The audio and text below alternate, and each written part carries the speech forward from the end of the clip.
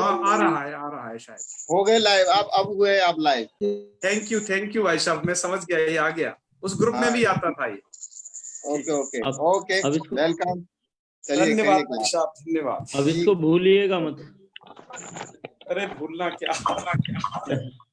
चलिए प्रारंभ करते हैं आज का पाठ। हाँ, ये म्यूट कीजिए तो।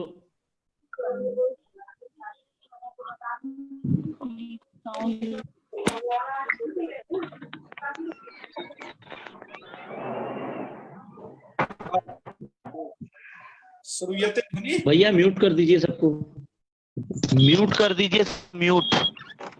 ओके ओके, मेरी आवाज सुनाई देती है ना? हाँ हाँ हाँ, हाँ। ओके चलिए, तो आज का विषय प्रारंभ करिए।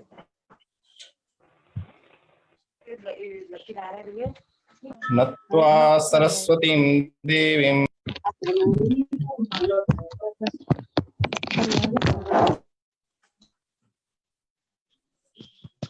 जी जी करिए करिए करिए। हाँ, हर हर महादेव, सभी को नमस्कार। तो आज का पाठ निर्विघ्न रूप से प्रारंभ किया जाए।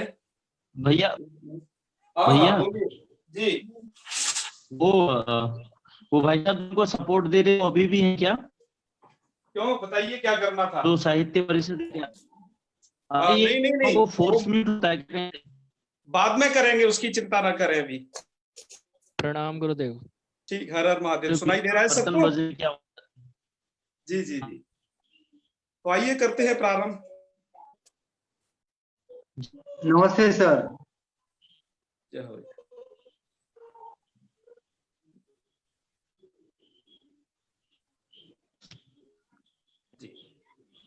सदाशिव समारंभां शंकराचार्य मध्यमाम् अस्मदाचार्य पर्यंतां वंदे गुरु परंपरा। ओम पाणिनि कायकाय पतंजलिभ्यो नमः। वाक्यकारं वररुचिं भाष्यकारं पतंजलि पाणिनिं सूत्रकारं च प्रणतोस्मि नित्यम्। जी, ध्रुव नारायण शर्मा जी को प्रणाम करते हैं और आगे अब बढ़ते हैं आज के टॉपिक की तरफ। तो आज काफी सारी हम लोगों ने सफलता पाई है और आज काफी मन का विषाद दूर हुआ है, क्योंकि अब हम फेसबुक पर भी आप लोगों के सामने आ चुके हैं इस बार। तो चलिए आगे की अपने जो सफर है उसे बढ़ाया जाए। तो आइए प्रारंभ करते हैं लघु सिद्धांत। ये है आपका अथ लघु सिद्धांत कौमुदी।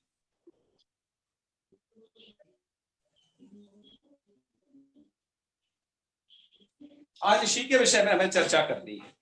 तो चलिए, यहाँ पर कुछ बातें जानना परम आवश्यक है। अब हम ग्रंथारंभ करने जा रहे हैं। जिनके कुछ पूर्व पक्ष थे उन्हें हम बाद में लेंगे। अब ग्रंथारंभ कर लेते हैं ना, पूर्व पक्ष जो होंगे वो बाद में लेंगे। सबसे पहले तो यह देखिए, लघु सिद्धांत कौमुदी का प्रणयन इसलिए किया गया है कि आप शब्दों के बारे में जान सके, शब्दों का ज्ञान आपको हो सके और वो संक्षिप्त तरीके से हो सके। इसके लिए लघु सिद्धांत कौमुदी का प्रणयन हुआ है। अब यह बात आती है, इसमें चूंकि सामान्य उसके भी छात्र जुड़े हैं कि लघु सिद्धांत कौमुदी, इस शब्द का थोड़ा अर्थ पर चिंतन करते हैं, उसके पश्चात आगे बढ़ेंगे। इस ग्रंथ का नाम है लघु सिद्धांत कौमुदी। इसके रचयिता हैं वरदराजाचार्य जी। बहुत सारे छात्र बचपन में यह नहीं जानते हैं तो वो पाणिनि जी बता देते हैं। पाणिनि जी की जो पुस्तक है वो अलग है, उसका नाम है अष्टाध्यायी, जिसमें 4000 सूत्र है। लघु सिद्धांत कौमुदी में सिर्फ 1276 अथवा जी भाई अन्य साहब, आचार्यों के मत म्यूट में, कर दीजिए। अन्य उत्कर्ष नाम आचार्यों लिया। के मत में जो वहां पर संख्या है वह 1274, इस प्रकार से संख्या वहां पर बताई गई। उसी का ये ग्रंथ है लघु सिद्धांत कौमुदी। तो चलिए, लघु, लघु का अर्थ होता है क्या? छोटा, अर्थात जिसमें सिद्धांतों को छोटे तौर पर दर्शाया है। क्या समझे? लघु मतलब छोटा, ठीक है। सिद्धांत तो मतलब सिद्धांत छोटे दर्शाए हैं, छोटे सिद्धांत नहीं है। वैयाकरण सिद्धांत कौमुदी में जो सिद्धांत थे, ये सिद्धांत क्या है भी हम आपको बताएंगे। उन सिद्धांतों को, उन सिद्धांतों में से लघु अर्थात थोड़े कम सिद्धांत दर्शाए हैं वही के वही सिद्धांत, उससे अलग नहीं है, ये कहने का भाव है।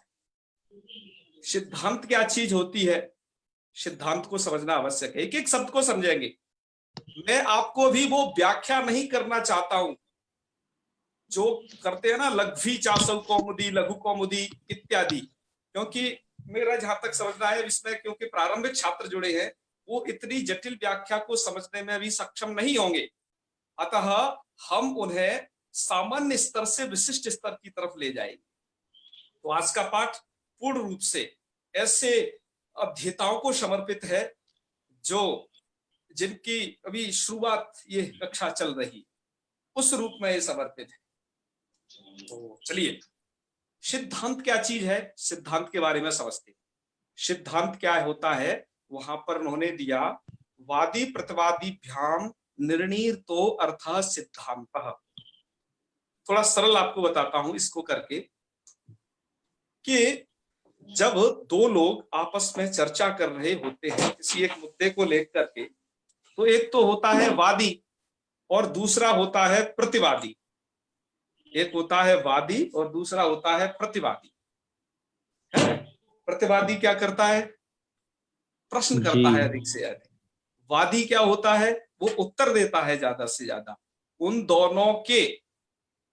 दोनों के परामर्श करने से जो ये आएगा सिद्धांत, जो ये निकल के आएगा रस, उसे कहा जाता है सिद्धांत। वादी प्रतिवादी भ्याम निर्णीत अर्थ जो होगा, अर्थात जो कंक्लूजन निकल के आएगा, उसको कहेंगे क्या? सिद्धांत। सिद्धांत समझ गए ना, कि दो लोगों के परस्पर विचार विनिमय से प्रस्तुत होने वाली जो कोई वस्तु निकल के सामने आएगी, वो सिद्धांत है। जैसे आप जब दही को मथ देते हो तो घृत निकल आता है, बस इसी तरीके से यदि विचार होता है शब्दों का, तो वह चीज कहलाती है सिद्धांत। ठीक है ना? और वो सिद्धांत आपके धीरे धीरे इसमें समझ में आएंगे। अच्छा, ये कौमुदी क्या है? देखो कितना बड़ा नाम है इस ग्रंथ का, लघु और सिद्धांत और कौमुदी। अच्छा, ये कौमुदी क्या चीज है? तो कौमुदी समझिएगा, मून लाइट। कौमुदी को एक शब्द में कहें, मून लाइट, अर्थात चंद्रमा की जो रोशनी है, जो किरण है, उसको कहते हैं कौमुदी। अब देखिए, अब इस ग्रंथ का उस चंद्रमा की जो लाइट है, जिसको चंद्रिका कहते हैं, उससे क्या इसका संबंध है, वो भी हम आपको बताते हैं। पर ये हमने अभी शब्दों का अर्थ आपको बताया। ठीक है? तो लघु सिद्धांत कौमुदी, अर्थात वह जो सिद्धांत वैयाकरण सिद्धांत कौमुदी में, जो कि इनके गुरुजी का ग्रंथ है, उसमें उन सिद्धांतों को जो कम करके बताया, मतलब वहां बृहद बताया, यहाँ पर उन्होंने क्या किया, उन्हीं सिद्धांतों को लघु रूप में प्रस्तुत किया है। क्यों? क्योंकि भट्टोजी दीक्षित जी ने तो पूरे अष्टाध्यायी के लगभग 4000 सूत्रों की व्याख्या प्रस्तुत की है। यहाँ पर वैसा नहीं है, यहाँ पर थोड़े कम सिद्धांत दर्शाए। अच्छा, इसको कौमुदी क्यों कहा गया? यही कह देते कि लघु सिद्धांत नाम का कोई संग्रह है ना, लघु सिद्धांत नाम का कोई यह समूह, ऐसा कुछ एक नाम दे देते है। तो यह कौमुदी क्यों कहा है? तो कौमुदी के पीछे एक रहस्य है, वो आपको थोड़ा समझना होगा। कौमुदी का काम क्या होता है? कौमुदी का कार्य यह होता है कि जब रात में, पूर्णिमा की रात को आप देखोगे, विशेषकर ऐसे गर्मी के दिनों में उसका ज्यादा सुख होने वाला है। अभी तो चूंकि कृष्ण पक्ष चल रहा है, शुक्ल पक्ष आने पर वो आपको प्रतीति होगी कि जब आप छत पे जाओगे चंद्रमा की वह पूर्णिमा की रात में आप देखोगे, आहा, वह किरण साक्षात भूमंडल पर आ रही है, जब आपके शरीर को स्पर्श करती है तो आपका जितना भी दिन भर भगवान भास्कर से संतप्त जो मस्तिष्क होता है वह तपा हुआ होता है, उसको क्या कर देती है, क्लेश को हरण कर देती है हर कौमुदी, और आराम से छत पे बढ़िया निद्रा आती है। ये कौमुदी का कार्य है।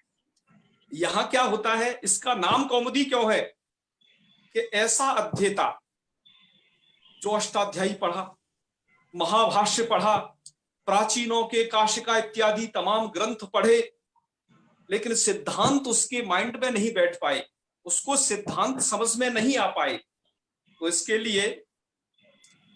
लिए क्या है, ये कौमुदी क्या काम करेगी कि जो उसकी थकान है ना, पढ़ने से जो उसे थकान आ गई, उन सिद्धांतों को समझने में जो क्लेश हुआ, उस मन के संताप को यह कौमुदी मिटाती है। अतः इसका भी नाम कौमुदी है। तो जी किसका किसके साथ सादृश्य है आप ये समझे होंगे इसमें। तो ये तो रही कि ग्रंथ का नाम ऐसा क्यों रखा, ठीक है। अब थोड़ी चर्चा करते हैं इससे थोड़ा आगे बढ़ के। जी अब इससे आगे आप देख रहे होंगे, आपके पास जो हमने एक पीडीएफ भेजी है ग्रुप में, उसमें मंगलाचरण लिखा हुआ है। सबसे पहले लिखा है अथ संज्ञा प्रकरणम, उसके बाद लिखा है मंगलाचरण। क्यों, यही क्रम है ना? क्यों जी पंतोला जी? कीजिए आप स्क्रीन शेयर करके उसको दिखा सकते, उसको स्क्रीन शेयर करके दिखाइए थोड़ी देर में। स्क्रीन पर बहुत जगत दिखाने वाले हैं अभी थोड़ी देर में, इस कारण से आपसे पूछ रहे हैं। जी जी सबसे पहले लिखा है अथ संज्ञा प्रकरणम। गुरुजी पहले मंगलाचरण है, उसके बाद अथ संज्ञा प्रकरणम इति लिखा। अच्छा चलो, उसकी फिर व्याख्या हम बाद में करेंगे। मंगलाचरण को पहले नंबर पे लेते हैं, है ना? बिल्कुल, बहुत अच्छे बहुत अच्छे। तो मंगलाचरण, ये मंगलाचरण क्या है? मैं शब्द को थोड़ा लिखता हूं यहाँ पर। देखिए यह शब्द है मंगलाचरण। ये तो मैंने हिंदी लिख दी मंगलाचरण, संस्कृत लिखना बहुत इजी है। आप किसी भी शब्द के पीछे अनुस्वार विसर्ग लगा दो, संस्कृत बन जाता है। संस्कृत नैव क्लिष्टा न च कठिना, ऐसा कुछ भी नहीं है, बहुत अच्छी बात है। तो ये मंगलाचरणम शब्द बन गया। आप इसमें थोड़ा लिख देंगे यहां से थोड़ा, ये मंगल और आचरणम ऐसा कुछ शब्द है, ठीक है ना? तो मंगलों के द्वारा, अर्थात जो मंगल है उनके द्वारा किया गया आचरण। तो मंगल कौन है? मंगल वह पुण्यात्मा, वह शिष्ट लोग हैं। व्यास, भाष, कालिदास, वाल्मीकि सदृश लोग, इनको मंगल पुरुष कहा जाता है। क्यों? कि इनका नाम लेते ही मंगल हो जाता है ना? वो पुण्य श्लोक में भी आया है, पुण्य श्लोको नलो राजा, पुण्य श्लोको युधिष्ठिरा। तो जितने पुण्य श्लोक कहिए या उन्हें मंगल पुरुष कहिए, कि जिनके नाम लेते ही भगवान राम, भगवान कृष्ण, ये सब मंगल पुरुष हैं। तो उन मंगल पुरुषों का जो आचरण है वो मंगलाचरण कहा जाता है जी। मंगल पुरुषों का आचरण। अच्छा, उनका आचरण क्या है? उनका आचरण यह है, मंगल पुरुषों का वो आचरण आपको समझना पड़ेगा कि वो आचरण यह है कि जब मंगल पुरुष किसी कार्य का आरंभ करते थे तो उसमें भगवान की प्रार्थना करते हुए अपने कार्य को आरंभ करते थे। अर्थात किसी भी कार्य को आरंभ करने से पहले अपने प्रभु की, अपने गुरु की, या कोई उनका इष्ट देव या माता पिता, उनका जो आशीर्वाद लेकर के जो वह कार्य प्रारंभ करते थे, तो वह चीज मंगलाचरण कहलाती थी। तो मंगलाचरण का मतलब यह होगा मिलाकर के कि इष्ट देवता का, गुरु का या फिर माता पिता का ध्यान करके हम अपने किसी कार्य का आरंभ करें, उससे पूर्व वाली अवस्था मंगलाचरण कहलाई। ठीक है? हम भी मंगलाचरण करते हैं, इस काम को हम भी करते हैं, पर हमें थोड़ा ये पता नहीं कि इतने भारी भरकम शब्द के द्वारा क्या ये चीज कही जा रही है। मंगलाचरण थोड़ा नए लोगों के लिए थोड़ा नया है, क्योंकि इसमें बहुत सारे नए लोग जुड़े हुए हैं। तो ये मंगलाचरण, ठीक है ना? आइए, मंगलाचरण हम कैसे, किन रूपों में करते हैं, आपको थोड़ा बताएं।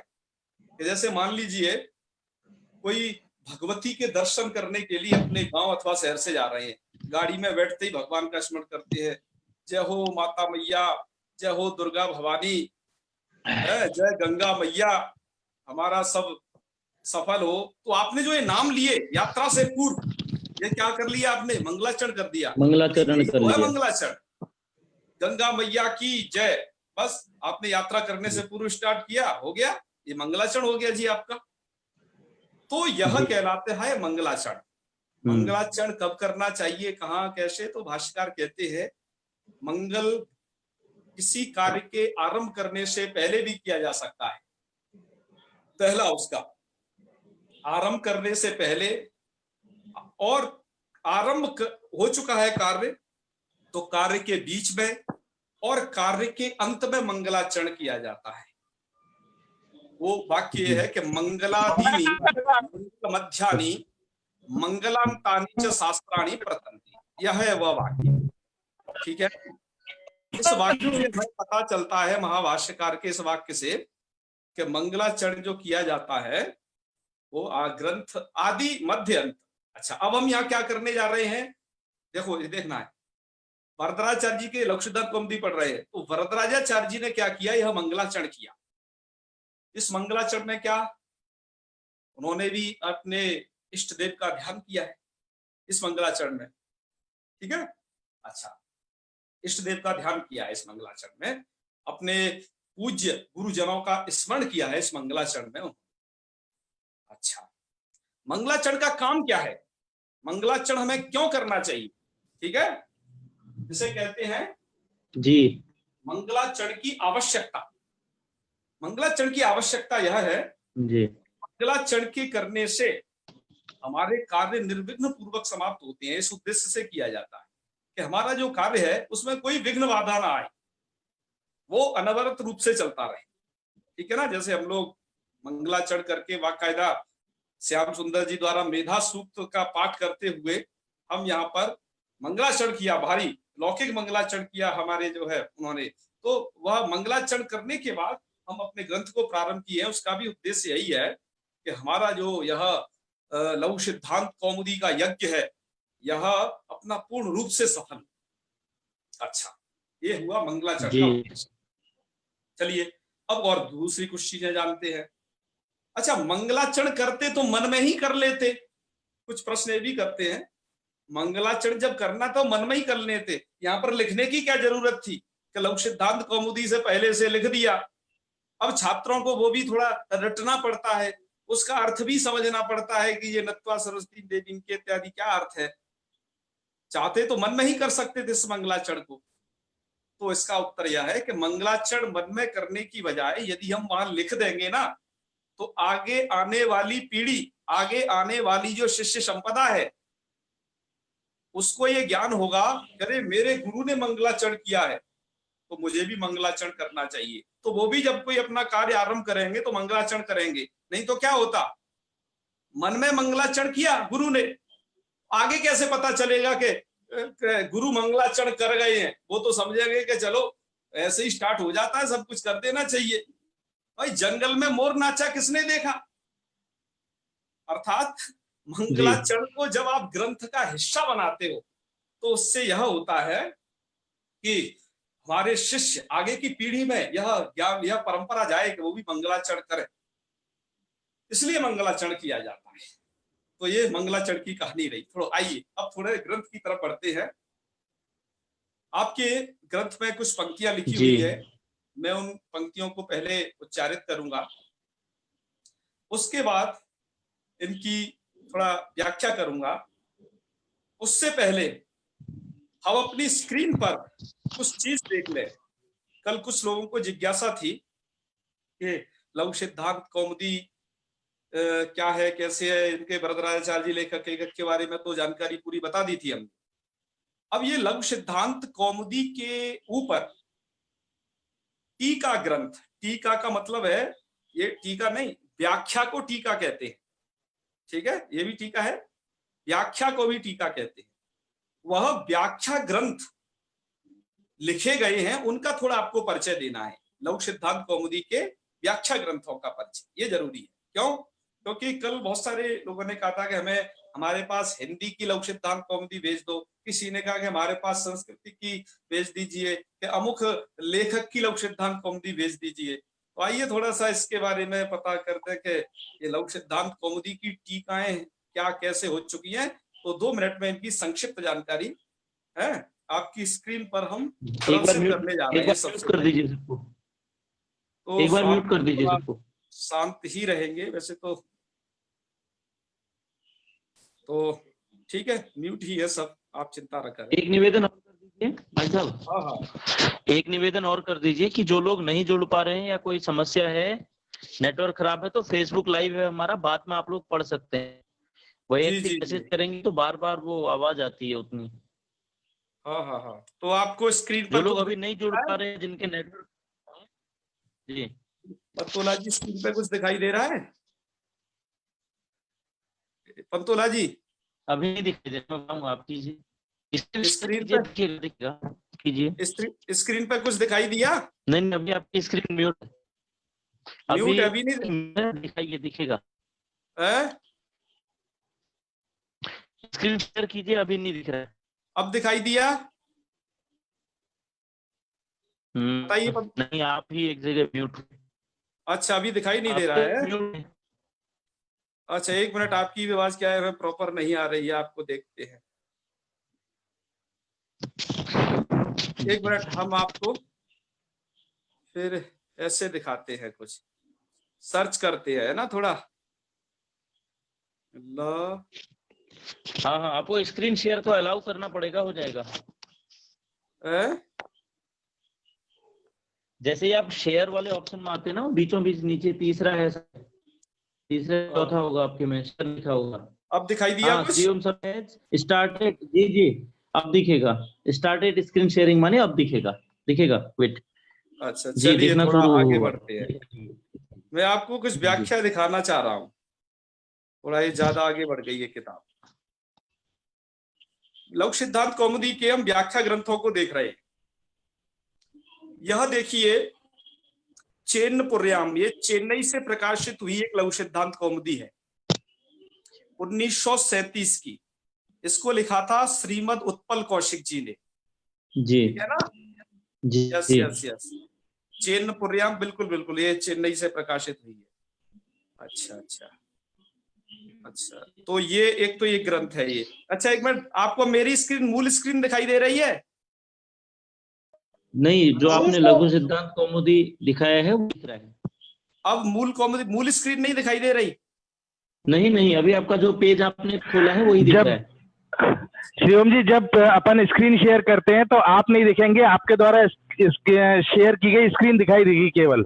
अच्छा, चलिए, तो आपको मैं इनकी एक व्याख्या दिखा रहा हूं मैं जी। इन्होंने अथ संज्ञा प्रकरण से आरंभ किया है और नीचे संस्कृत की टिप्पणी है इनके पास, आप देख रहे होंगे। ऊपर अयुण लिखे हुए, नीचे एक व्याख्या। ये चूंकि बहुत पुरानी व्याख्या है, अतः ये संस्कृत में अवेलेबल है। आप देखते जाइए थोड़ा आगे, ये पूरा संज्ञा प्रकरण चल रहा है और यहां तक संज्ञा प्रकरण हो गया है। ठीक है, एक तो ये है व्याख्या। आइए कुछ और और चीजें और देखते हैं थोड़ा। अच्छा, अब स्क्रीन शेयर में एक दूसरी चीज और आपको दिखाते हैं, डॉक्यूमेंट्स। और एक अब सबसे प्रसिद्ध ग्रंथ है लघु सिद्धांत कौमुदी के, उन पर कुछ चर्चा आपको करते हैं। लघु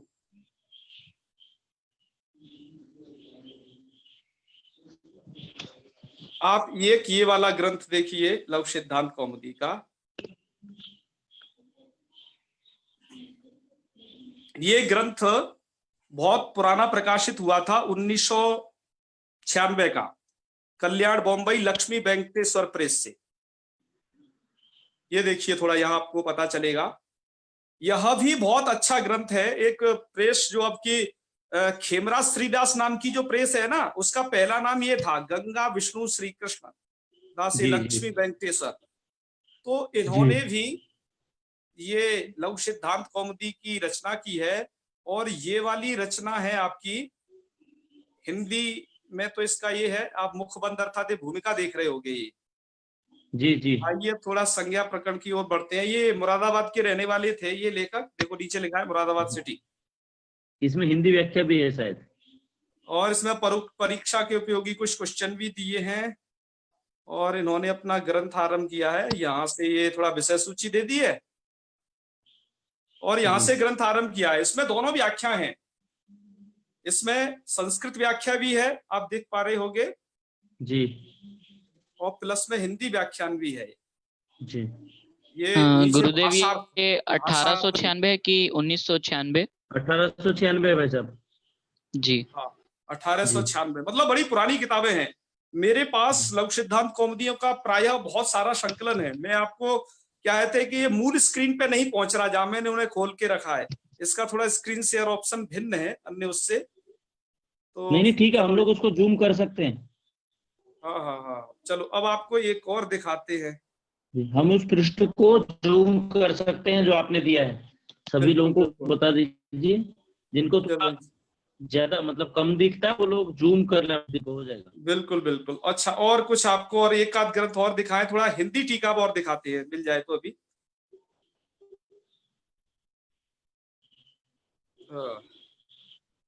तो लघु सिद्धांत कौमुदी की आपने 2 टीकाएं देखी, देखिए 32 MB वाली कौन सी है ये सेलेक्ट मत हो, बोलो। एक ये टीका है, देखिए ये थोड़ा, ये काशी के एक बहुत अच्छे पंडित थे, ये संवत 1997 में लिखी गई टीका है। इनका नाम था लेखक का सदाशिव शास्त्री जोशी। इन विद्वान ने वैयाकरण सिद्धांत कौमुदी, मध्य सिद्धांत कौमुदी और लघु सिद्धांत कौमुदी तीनों पर टीका की है। ये थोड़ा इसकी भूमिका भाग है, थोड़ा छोटे बच्चों को भी ये भूमिका भाग उतना समझ नहीं आएगा। यह प्योर संस्कृत में टीका है, ये देखिए आप, और बहुत अच्छे तरीके से लिखी गई, आप इसे देख पा रहे होंगे। और काफी अच्छी विशद व्याख्या है ये संस्कृत में। तो ये मैंने आपको, ये पेन कौन चला रहा है? पेन बीच में न चलाइए, इस पर है ना, आप पेन चलाएंगे तो दिक्कत होगी। चलिए, और अब एक आध हिंदी की और आपको दिखाते हैं। और इंग्लिश में भी लघु सिद्धांत कौमुदी पर टीका लिखी गई है, मराठी में लिखी गई है, बंगाली में लिखी गई है, वह टीका भी अवेलेबल है, आप चिंता न करें। उड़िया भाषा में लिखी गई लघु सिद्धांत कौमुदी पर टीकाएं हैं, तो आपको कुल मिला के बहुत अच्छा लगने वाला है। अच्छा, लघु शब्देन्दु शेखर, लघु शब्देन्दु, लघु सिद्धांत, हाँ एक ये भी टीका है, थोड़ा ये भी देखा जाए। ये गोविंदाचार्य जी की टीका है, बहुत प्रसिद्ध, जो मैं आपसे प्रायः कहता हूं कि ये आजकल के संदर्भ में बहुत अच्छी टीका लिखी है गोविंदाचार्य जी ने। तो ये अच्छी टीका है, बहुत काफी बढ़िया, अच्छा काम करती है। ये इसका शायद 3rd भाग है ये, और इसके मतलब 3 भाग हैं, ये लास्ट है। ये इसके ऊपर पहले 2 भाग और है। ये चौखंबा सुर भारती से प्रकाशित हुई है, बहुत अच्छी सुस्पष्ट व्याख्या है और संक्षिप्त भी है, ये अच्छा है कुल मिलाकर के इसका। ये स्पष्ट दिखाई भी दे रहा है हमको, बिल्कुल, अन्य सबसे ज्यादा स्पष्ट है ये भैया। हाँ हाँ बिल्कुल, वो अन्य काफी पुराना प्रिंट था। अन्य पुस्तकों से इसका प्रिंट ज्यादा साफ हम लोग आप नहीं हो पाएगी तो आप PDF भेज देना था। बिल्कुल बिल्कुल, और भी आपको चलो और एक आध दिखाते हैं। प्लीज भेज दीजिए ग्रुप पे हिंदी टीका की।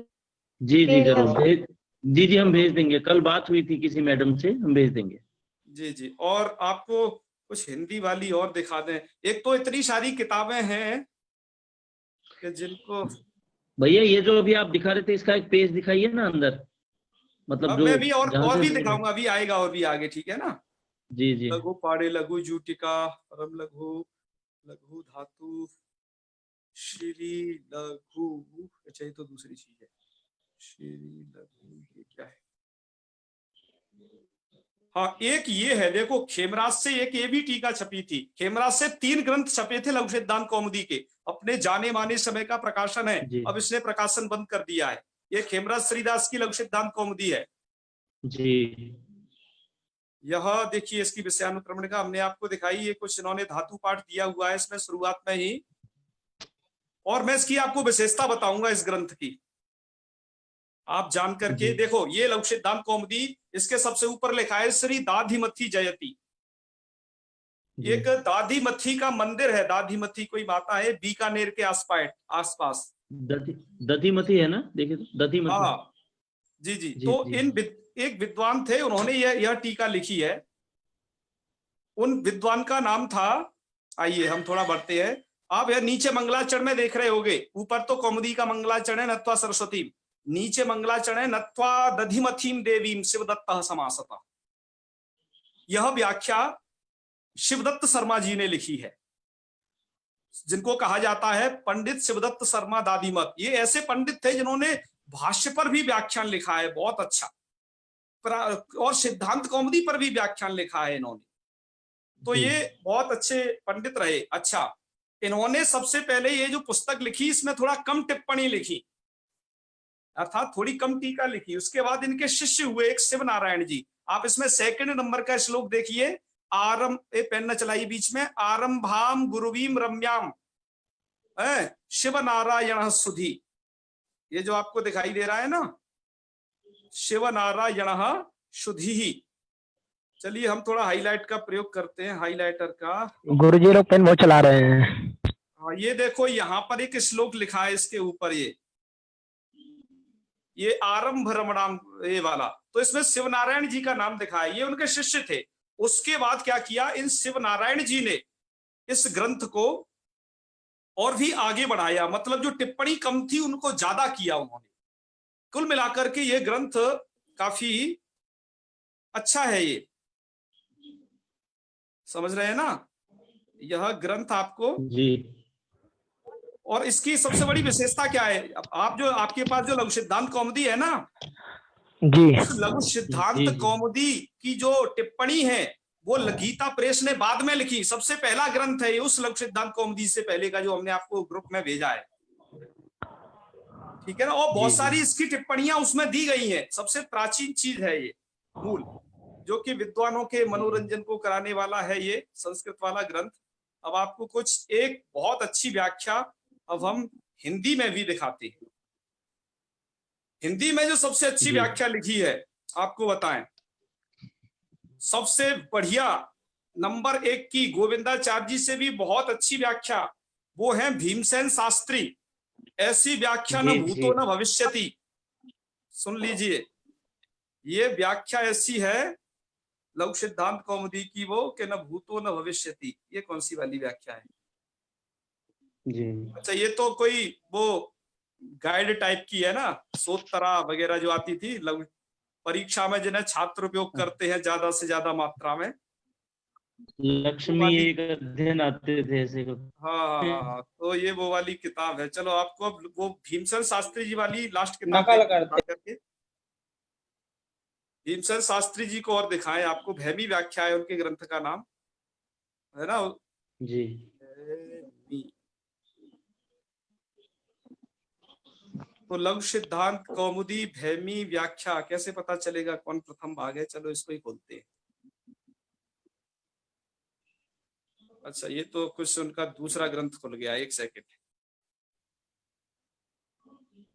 उन्होंने काफी ग्रंथों की रचना की, जिसमें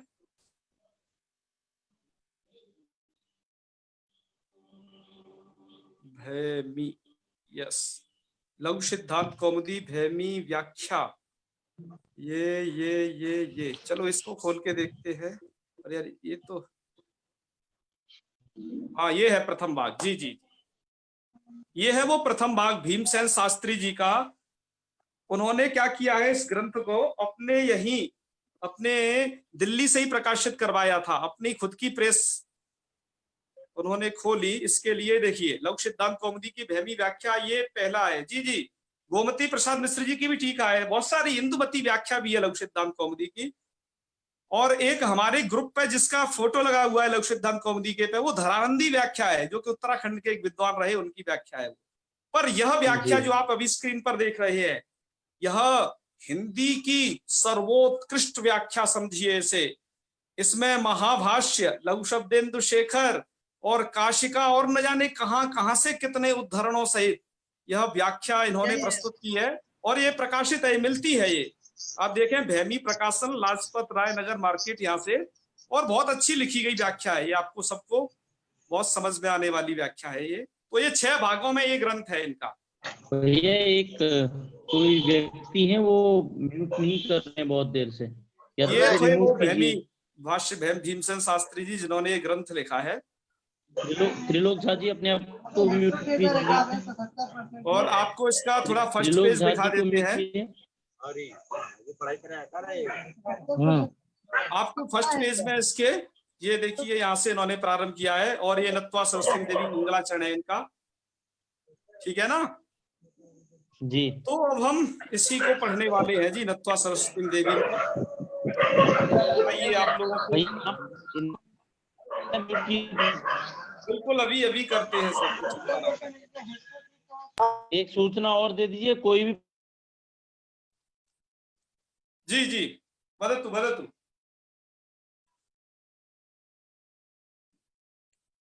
म्यूट म्यूट अनम्यूट करिए, तब सूचना दीजिए। आप म्यूट पर चले गए। चलिए, आप अपने आप को कृपया म्यूट कीजिए और अपना नाम लिखिए सब लोग, क्योंकि नाम से हम संबोधन कर पाएंगे कि इस व्यक्ति को म्यूट करना है। चलिए कोई नहीं, कोई आगे बढ़ते हैं। अब देखो ये हुआ अभी तक हमने व्याख्या ग्रंथ आपको इसलिए लिखा है कि लघु सिद्धांत कौमुदी पर इतनी व्याख्या लिखी गई है भारतीय भाषाओं में और विदेशी भाषाओं में भी। इसमें जर्मन में व्याख्या लिखी, इस पे इंग्लिश में भी तमाम व्याख्या लिखी गई है, सब अवेलेबल है। आप लोग कहेंगे तो आपको उनको भी भेजा जाएगा। खैर व्याख्या ग्रंथ तो बहुत सारे हैं, ये तो इसलिए आपको दिखाए कि क्या क्या है लघु सिद्धांत कौमुदी के व्याख्या ग्रंथ। प्रदीप जी म्यूट, ये थोड़ा दिखाना जरूरी है। प्रदीप जी म्यूट कीजिए भैया, जो म्यूट नहीं कर रहा है उसको रिमूव कीजिए। अब कर देंगे, थोड़ा उन्हें अभी थोड़े दिन बाद, अभी थोड़े दिन तक परीक्षण होने देते हैं, शायद वो समझ जाए इस बात को। और जब वो नहीं समझेंगे तो अंत तो गत्वा वो पाए अपनाना पड़ेगा। आपको जब कोई बात कहनी है आप थोड़ा समझिए इसको। आपके नीचे जो माइक है जब वो रेड हो जाए, ऐसे कट का निशान आ जाए, तो आप समझ लेना कि हाँ आप अब मौन अवस्था में है। जब वो खुला हुआ है तो रेड का निशान हट जाता है। थोड़ा इससे क्या है, दूसरों को दिक्कत होती है, आप उनकी दिक्कत को समझें। बहुत लोग पढ़ने के लिए यहाँ बैठे हैं और मैं नहीं चाहता कि आप अपने लोगों को दिक्कत करें। बिल्कुल, आपको जो पूछ रहा है आप कमेंट कर सकते हैं, आप पूछ सकते हैं। ये थोड़ी ना कुत्ते की आवाज सुना रहे हैं, आप पूछ सकते हैं बाकायदा। आप अन्य आवाज सुनाते हैं जिनका कोई प्रयोजन नहीं है। तो आइए थोड़ा अब ग्रंथ की तरफ बढ़ते हैं। यह था मंगलाचरण का, थोड़ा मंगलाचरण कर लिया जाए तो प्रारंभ करते हैं। देखो मंगलाचरण करते हैं। नत्वा सरस्वतीं देवीं शुद्धां गुण्यां करोम्यहं पाणिनीय प्रवेशाय लघु सिद्धांत कौमुदीम्।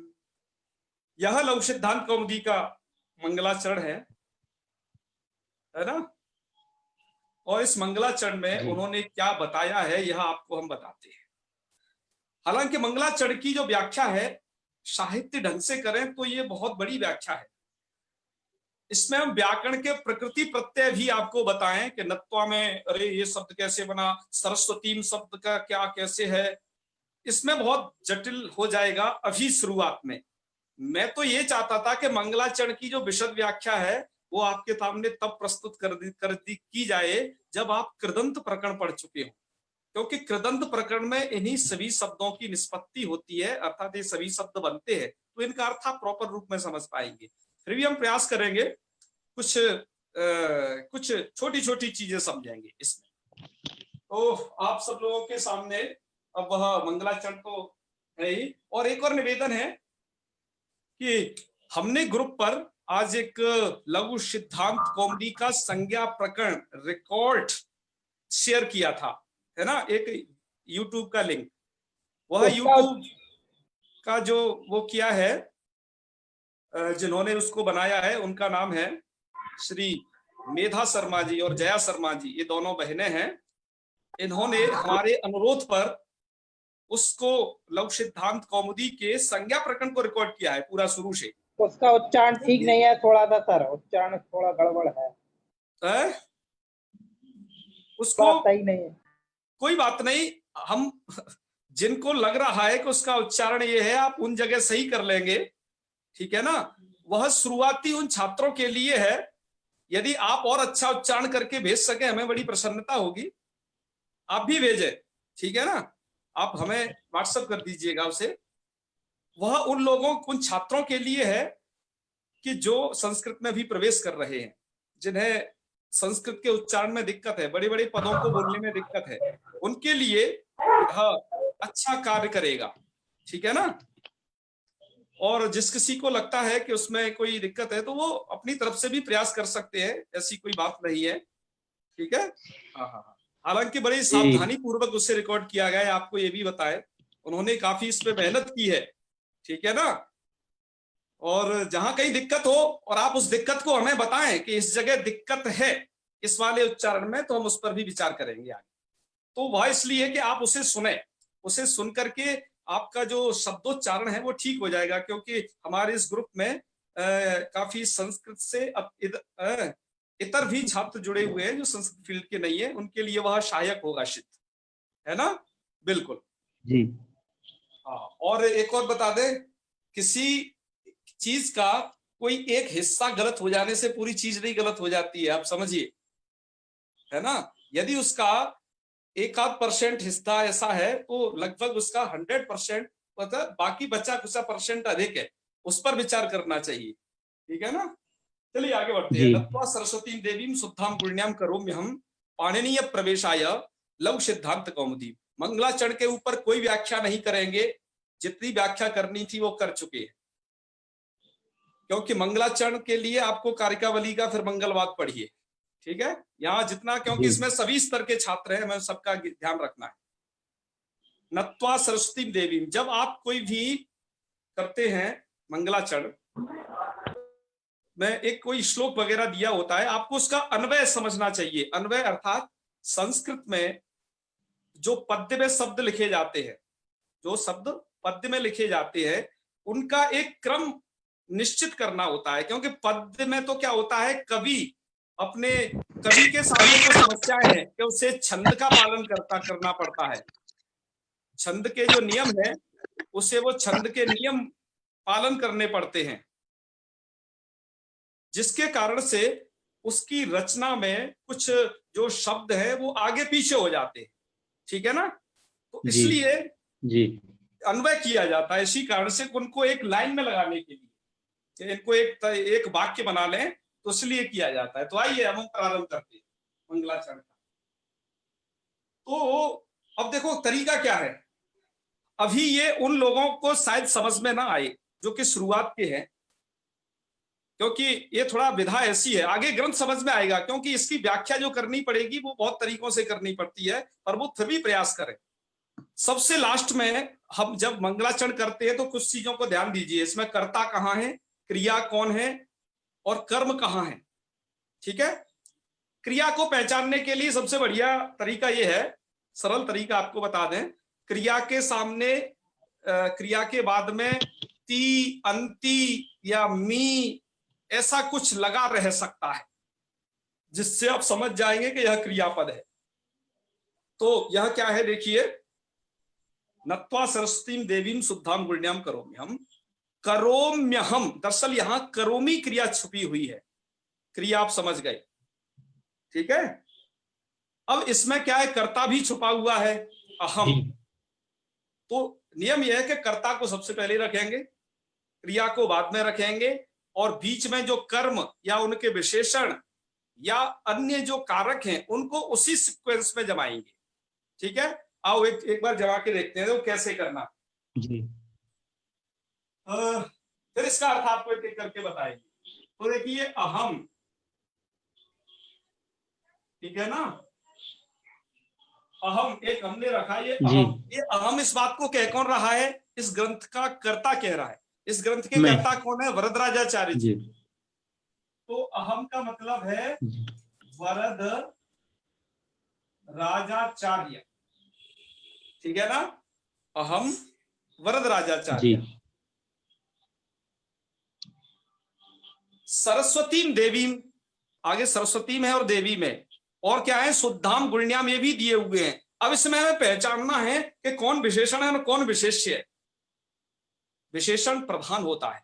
विशेषण विशेष को कैसे समझा जाता है आपको हिंदी में एक बताए, जैसे राम सुंदर बालक है, सुंदर विशेषण हो गया जो उसकी विशेषता प्रकट करे। राम तेज दौड़ता है, विशेषण हो गया। राम सुंदर है, ऊंचा मतलब लंबा है और हृष्टपुष्ट है, ये सब उसके विशेषण है। एक विशेष्य के कई सारे विशेषण भी हो सकते हैं, यहां पर भी वैसा ही हुआ है।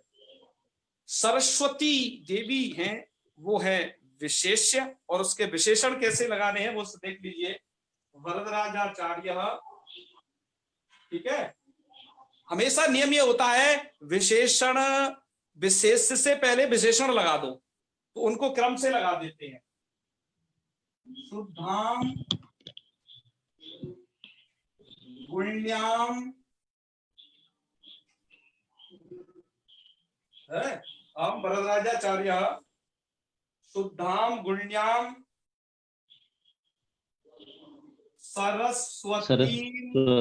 सरस्वतीम देवीम, देवीम, ये देवीम और भी आगे आगे आया, ठीक है ना। नत्वा, अब तुम कहोगे नत्वा भी क्रिया है, पर ये नत्वा कृदंत की क्रिया है, अतः ये बीच में रहेगी। जो तिगंत क्रिया होती है वो पश्चात जाती है, ठीक है। देवीम नत्वा, ठीक है। अब उसको, अब आगे उसको लिखिए। पाणिनीय प्रवेशाय, पूरा पाणिनीय प्रवेशाय लघु सिद्धांत कौमुदीम करोमि, ठीक है ना। जी, कोई छूट तो नहीं गया? एक आध छूट जाया करे तो बता दिया करना बीच में, ठीक है, कोई बात नहीं। जी जी, ये एक तरीका आपको, आओ पहले इसका अर्थ बता देते हैं आपको साधारण भाषा में। ये करोमी क्रियापद है जी। करोम्यहम में से हमने जो छाटा था ना, करोम्यहम, वो करोमी इधर है और ये कर्ता सबसे आदि में पहुंच गए। वरदराजाचार्य जी इसमें लिखे नहीं है, अपने कोष्टक में बंद कर रहे हैं। अहम शब्द के द्वारा ही, अहम शब्द के द्वारा ही ये वरदराजा इसका लाभ हो रहा है, ठीक है ना। जी हाँ जी, जी। अहम वरदराजाचार्य, अब वो सरस्वती देवी, अब वो सरस्वती देवी कैसी हैं? शुद्धाम, अच्छे प्रशस्त गुणों से युक्त है। शुद्ध मतलब बहुत अच्छे गुणों से युक्त है। शुद्धाम और गुण्याम, वो शुद्ध है पहली बात, और गुण्याम और प्रशस्त गुणों से युक्त है।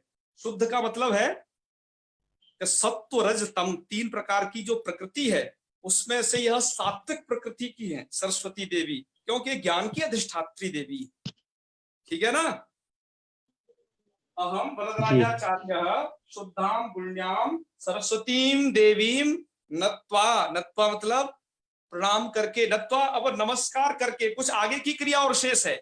नत्वा, गत्वा, पीत्वा, खादित्वा, ये जो त्वा लग रहा है ना, इसका मतलब एक क्रिया करने के बाद कुछ दूसरी और शेष बची है, इसलिए त्वा प्रत्यय लग रहा है।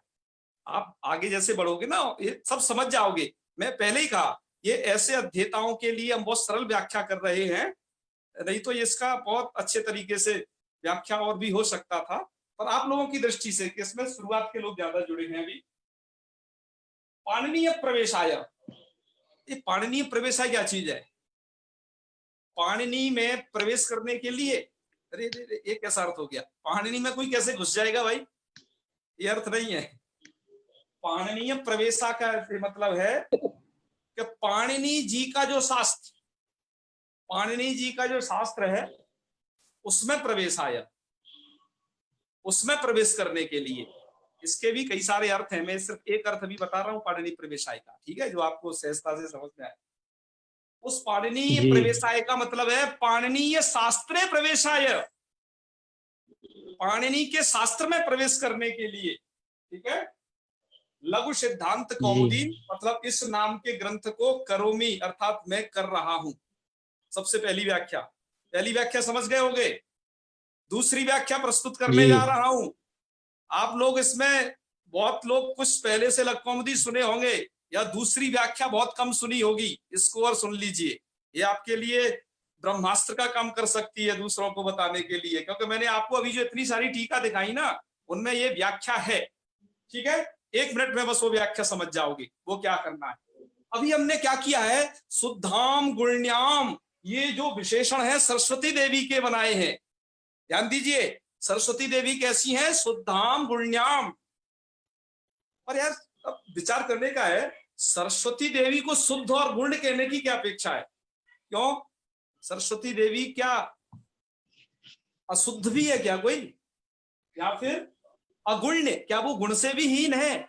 नहीं नहीं नहीं, यह लगता है कि सरस्वती देवी के ये विशेषण नहीं है, तो शुद्धाम गुण्याम फिर किसके विशेषण रखें?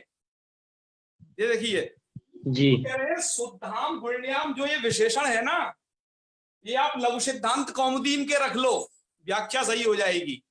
इसमें अब क्या करना है, थोड़ा सा बस फेरबदल। अब ये शुद्धाम गुण्याम हम यहां से हटा देते हैं और यहां जोड़ देते हैं शुद्धाम और गुण्याम। थोड़ा देख लेना, यदि छोटे अक्षर लगे तो मैंने वो शब्द बोल दिए हैं, थोड़ा उधर जगह नहीं बची है। शुद्धाम गुण्याम लघु सिद्धांत कौमुदीम करोमि।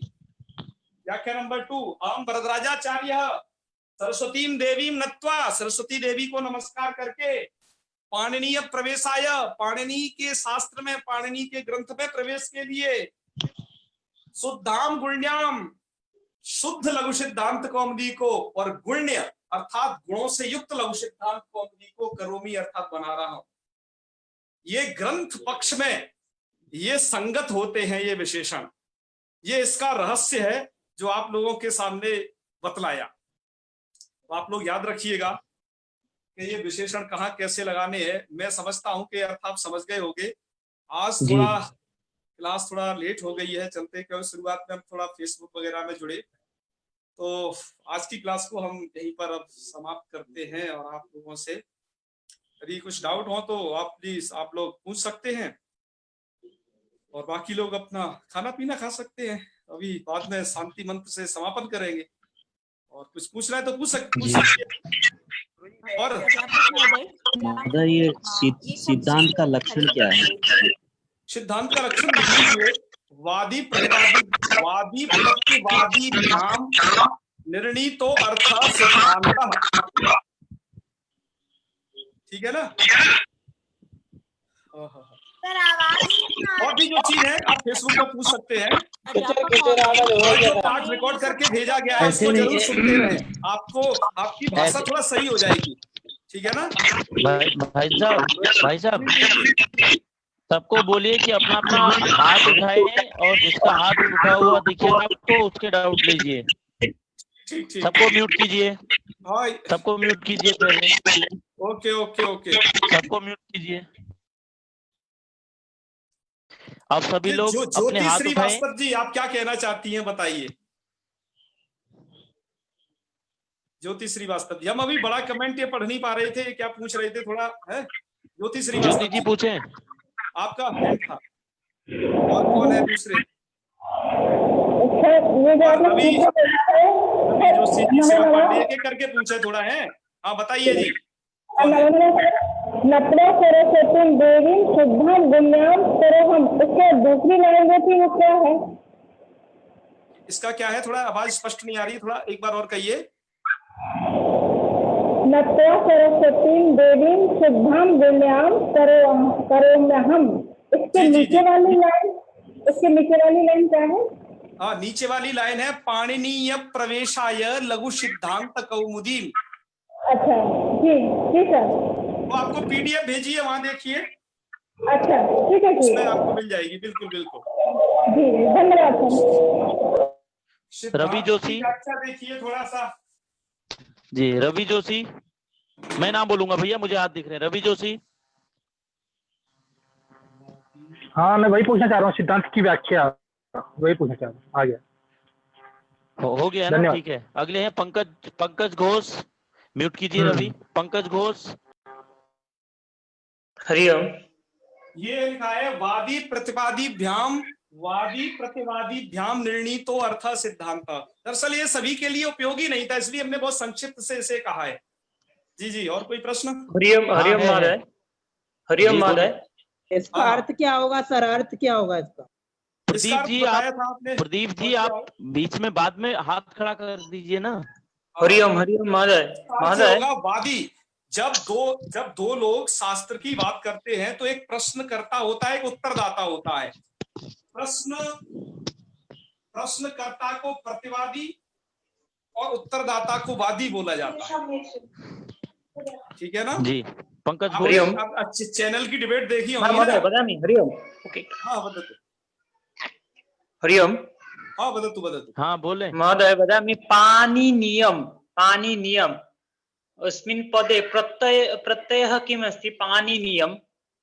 हाँ जी जी, यह तद्धितीय प्रत्यय है। पाणिनि शब्द से यह तद्धितीय प्रत्यय होता है छ, और छ को हो जाता है ईय। ठीक है ना? अब प्रत्यय वगैरह भी इसलिए नहीं बता रहे हैं, आप समझिए कि आपने अभी प्रत्ययों को नहीं पढ़ना है, वो हम क्रमशः पढ़ाएंगे। अभी संज्ञा प्रकरण से चल के आगे तक चलेंगे, आप ये सब समझ जाओगे। यहाँ की व्याख्या में आपको समस्या नहीं आएगी, आप चलना तो स्टार्ट करिए थोड़ा। ना इसके ऊपर और भी व्याख्या होगा क्या, ना यही पर खत्म है? व्याख्या का कोई अंत नहीं है। आप कहें तो 8 दिन की क्लास इस पर चल सकती है, एक एक पद को व्याख्यायित करके। पर हमारा उद्देश्य है कि यह चीजें आगे तद्धित प्रकरण में, कुछ कृदंत प्रकरण में, जैसा हमने कहा था, ये आएगा। अतः इसे हम बहुत संक्षिप्त व्याख्या करके आगे ग्रंथ में प्रवेश कर रहे हैं। शुरुआत की व्याख्या में दिक्कत होती है अन्य लोगों को जो शुरुआत से जुड़े हैं। जी जी जी। श्रीकांत शुक्ला जी अपने को म्यूट कीजिए। पुस्तकें खरीदना आवश्यक है कि हम आपके साथ साथ ही मतलब जाएंगे, जैसे आप सिखाते जाएंगे तो वो हम लिखते जाएंगे कि हमें पुस्तक खरीदना आवश्यक है? पुस्तक खरीदना आपको आवश्यक नहीं है, आप ज्यादा से ज्यादा खरीद सकते हैं। एक, चूंकि अब आप इस पे स्क्रीन पे हर चीज न पढ़ पाए तो गीता प्रेस की एक लघु सिद्धांत कौमुदी पढ़ लीजिए। मैं प्रत्यय को भेज दूंगा आपको, रेखा जी। भैया भेजी है ना आपने, आज फिर भेज देंगे हम लोग पीडीएफ और फॉर्म में है हमारे पास। हम आपसे कुछ अपेक्षा नहीं करते आप ज्यादा खरीदी कुछ करें, पर गीता प्रेस की एक छोटी सी किताब अपने पास जरूर रख लें, वो हर जगह मिल जाती है इसलिए। और तो बाकी अब यहाँ उपस्थित होंगे तो आपको वो सब लाभ मिलेगा। अच्छा, लघु सिद्धांत करने के लिए पूरी याद करनी पड़ेगी? नहीं, जरूरत नहीं, चिंता नहीं, माइंड पे ज्यादा बोझ मत बढ़ाइए। जितना कहें उतना याद करना, बस जो चीज बताएं। भैया प्रिया है आगे, प्रिया हाथ उठाया हुआ है। प्रिया जी आपका नंबर है, बोलिए। जी जी नमस्ते सर। जो अभी आप प्रिया ने पूछा था कि सिद्धांत का लक्ष्य क्या है, जो आप बता रहे थे वो सुनाई नहीं दिया, आप फिर से बता सकते हैं? मैं ग्रुप में एक बार इसको भी लिख के भेज दूंगा। वादी और प्रतिवादी, प्रश्नकर्ता और उत्तरदाता, इन दोनों के संवाद से निकल के जो चीज सामने आती है उसे कहते हैं सिद्धांत। उसका लक्ष्य बता रहे थे ना आप? लक्ष्य नहीं, लक्ष्य कहाँ? नहीं, लक्ष्य नहीं था, सिद्धांत शब्द का अर्थ बताया था आपको। वादी प्रतिवादी के द्वारा जो निर्णीत अर्थ है, प्रश्नकर्ता और उत्तरदाता के डिबेट से जो चीज निकल के सामने आई कि अच्छा यह है, उसे कहते हैं सिद्धांत। जी जी, ये समझ में आ गया था, धन्यवाद सर। जी जी जी जी। चलिए अगले में, हाँ म्यूट कीजिए अपने को। प्रदीप बिरथरे जी कहीं है क्या? आचार्य प्रदीप बिरथरे जी गुरुजी। जी जी बिरथरे जी, आपसे मेरा एक तो निवेदन है, आप समूह के कुछ नियमों का पालन कीजिए, अन्यथा समस्या हो रही है। हाथ उठा लीजिएगा जब भी कुछ पूछना हो तो हमको जाएगा। जी अब बोले। गुरुजी जी बोलिए। ये इसका अर्थ पूछ रहा था, बस ये वादी प्रवादी का मिल गया गुरुजी। अच्छा मिल गया, चलो बहुत अच्छे, धन्यवाद। आपने बता दिया ना। हम आप लोगों के साथ ग्रुप में भी जुड़े हैं, आप पर्सनली पूछ सकते हैं, पर्सनली भी पूछ सकते हैं आप, ठीक है ना, कोई दिक्कत नहीं। चलिए सर, हो गया। अच्छा, कुछ लोगों के प्रश्न रह गए, उनको कल उत्तर देंगे। अभी कुछ हमारे एक थे, उन्होंने दुष्ट शब्द इसको पुनः से व्याख्यात करने की मांग की थी, उन्हें कल करेंगे अब, ठीक है। जो भी भैया एक चीज, भैया एक चीज हाँ, और थी, हाँ बताइए। ये कई लोग इसमें नाम नहीं लिखे हुए हैं, वे लोग कृपया अपना नाम लिखिए अपने डिवाइस के आगे। हाँ लिख ये ले, अच्छा रहेगा। 024 028D ये इससे समझ नहीं आएगा, हम आपको किस नाम से संबोधन करें। म्यूट कीजिए। अब कोई किसी ने हाथ उठाया, मैं बोलूंगा 028T 22 बोले अपना, ये क्या है? ऐसे प्लीज नाम लिखिए। पूछना था। जी जी जी। हम तो मैं तो फिलहाल अभिजीत हूँ, तो मैं पूरा नया हूँ। मैंने व्याकरण के बारे में इससे पहले ज्यादा तो मुझे कुछ मालूम नहीं है, सिर्फ संस्कृत पढ़ना है, कुछ सीखना है, इसी दृष्टिकोण से मैं इसमें जुड़ा हूँ। तो मेरे लिए क्या सफल रहेगा अगर ये मुझे पूरा अंत तक सीखना है? जी जी। तो अभी फिलहाल पूरा ये वर्ग समझने के लिए आगे जाके तो मुझे बेसिक कुछ चीजें है क्या जो मैं खुद बैठ के ऐसे सीख सकता हूँ, जो आसानी से मुझे ये वर्ग पूरा का पूरा समझ में आएगा? कभी कभी क्या होता है आगे जाके वो समझ में नहीं आएगा, ऐसा डर लग रहा है, बाकी कुछ नहीं। अच्छा अच्छा, ऐसा डर लग रहा है। चलिए हम बीच बीच में कुछ अभ्यास भी कराएंगे। हाँ, हम बीच में कुछ प्रतियोगिता भी रखेंगे जिससे आप लोगों का अभ्यास रहे। दूसरी बात, हमारे कुछ लोग नोट्स बना रहे हैं साथ में, आप लोगों में से ही। आप उन नोट्स का लगातार अवलोकन करते रहे, ठीक है ना? अच्छा, आपकी सब चीज सुरक्षित रहेगी। और हम आपके साथ हमेशा जुड़े पढ़ते हुए, क्यों पढ़ते चिंता करते हो, भूल जाएंगे? हम अभी हैं तो कभी पढ़ते पढ़ते समझ आएगा भैया। हाँ ये बहुत जी। आशीष जी कुछ पूछना चाहते हैं, थोड़ा इनसे भी। हाँ सर, कोई भी काव्य का पहले स्टार्ट होने से उसका त्रिविध मंगलाचरण होता है, ये किस तरीका का ये अच्छा, मंगलाचरण माना जाएगा? अच्छा हाँ, ये थे कह रहे, बताना रह गया था।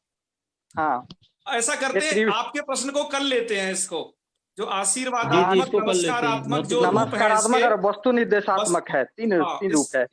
इसको तो कल लेते हैं इस प्रश्न को। बिल्कुल अच्छा अच्छा, ठीक है इसको ठीक कल है, ये समझाएंगे। कल आप एक बता बार दीजिए। कल ध्यान दिलाइएगा, थोड़ा टिप्पणी लिख के भेजिएगा, जिससे और लोग भी ठीक है सुने। ये सर। बताना छूट गया था। जी जी सही कह रहे हैं। ठीक सर, ठीक है सर। बिल्कुल, जैसे कल बताते हैं जी। ठीक है भैया। तो आज यही रखे, तो मंगलाचरण वो क्या है, शांति मंत्र किया जाए। जी जी।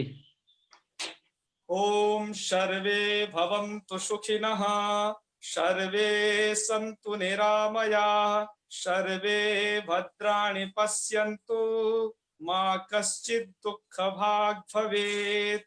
ओम शांति शांति शांति। शुभ रात्रि सबको, शुभ रात्रि। नमो नमः, शुभ रात्रि।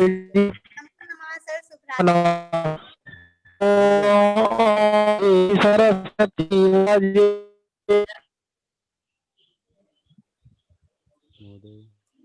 आज 9 बजे वाला जान से यार। होई